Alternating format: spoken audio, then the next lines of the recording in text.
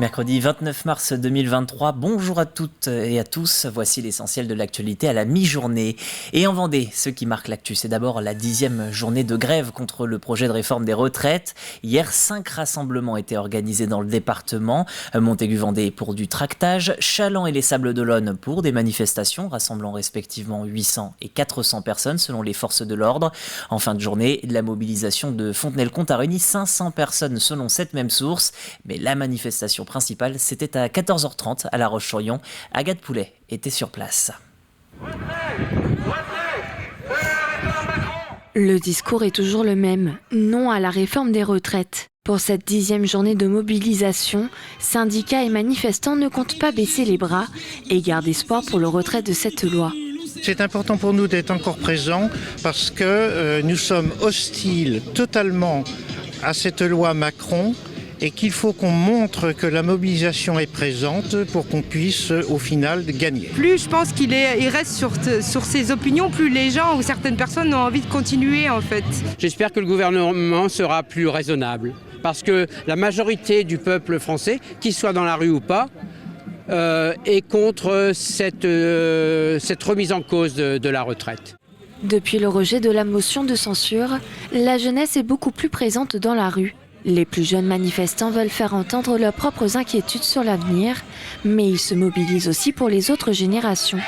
L'utilisation du 49.3 est juste inacceptable alors qu'on est en pleine démocratie. C'est un peu notre avenir aussi qui est remis en jeu et puis celui de nos parents aussi parce qu'on voit nos parents qui travaillent et qui vont devoir travailler encore plus longtemps alors que c'est pas forcément nécessaire. Je trouve ça très important qu'on voit que les jeunes se sentent concernés et que c'est une lutte qui est partagée par tout le monde et pas uniquement par les personnes plus âgées. Même si on est mineur pour la plupart, c'est pas une raison pour pas parler et pour rester inactif.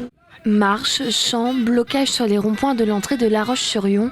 Au départ du boulevard Sully, le cortège se dirige jusqu'à la place Napoléon avant de rejoindre la gare. Pour les syndicats comme la CGT, il n'est pas question d'abandonner, bien au contraire.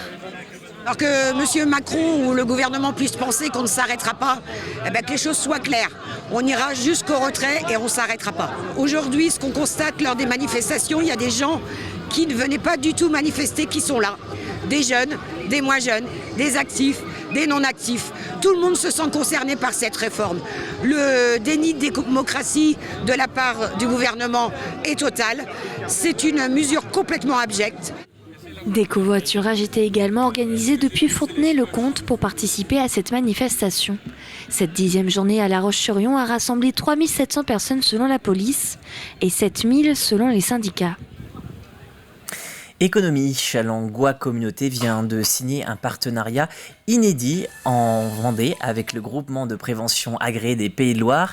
L'association regroupe des organisations patronales, la CPME ou encore le MEDEF. Leur but, aider les entreprises, quelles que soient leurs difficultés, grâce à l'expertise de ses membres. La communauté de communes espère ainsi répondre à toutes les sollicitations dans ce bassin de 18 000 salariés, cela uniquement dans le tertiaire. Et il y a une myriade d'associations ou d'acteurs qui travaillent sur les difficultés d'entreprise au niveau national, local, etc. Là, l'idée, c'est vraiment de se dire, vous contactez la Comcom ou vous contactez le GPA. De toute façon, c'est gratuit, c'est anonyme, c'est confidentiel. C'est la clé de cette convention. Et par contre, c'est eux qui se reposeront sur les autres acteurs spécialisés en fonction des thématiques. Mais vous êtes éventuellement en difficulté. Il ne faut pas que vous ayez à vous dire comment je fais pour rebondir, quel est l'interlocuteur. Voilà, c'est simple, c'est utile, c'est efficace. Et c'est nous qui nous occupons des problématiques plus compliquées.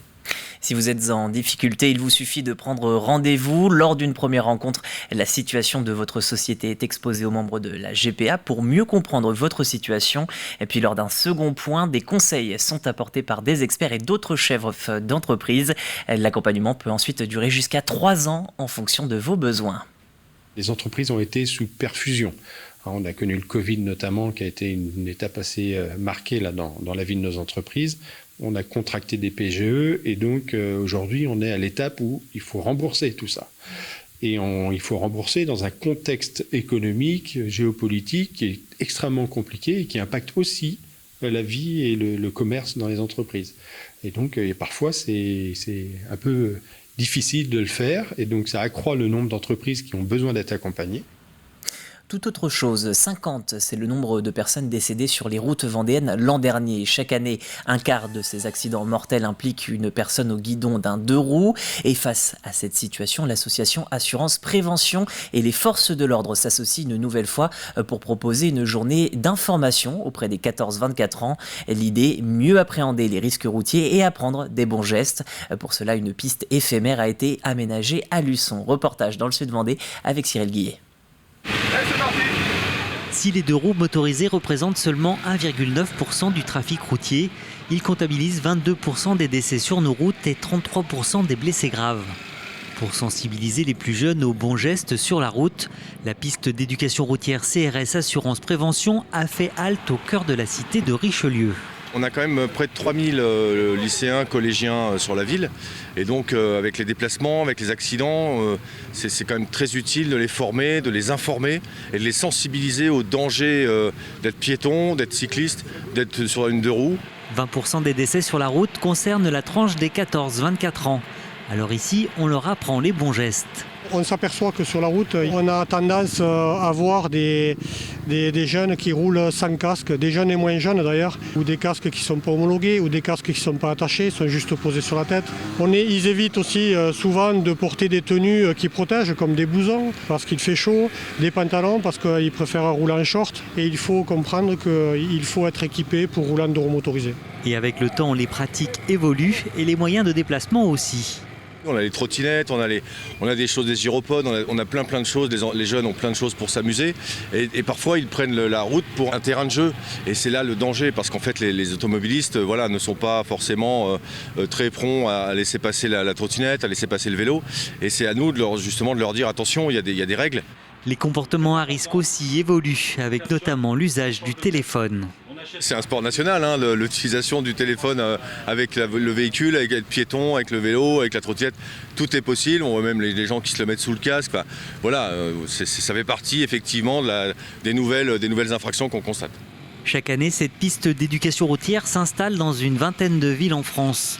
Depuis 2001, 189 675 personnes ont été initiées, dont plus de 165 000 scolaires. Et c'est ainsi que se conclut ce journal. L'information revient ce soir avec Diane Delangle. Ce sera à 18h en direct. Passez une belle journée sur notre antenne.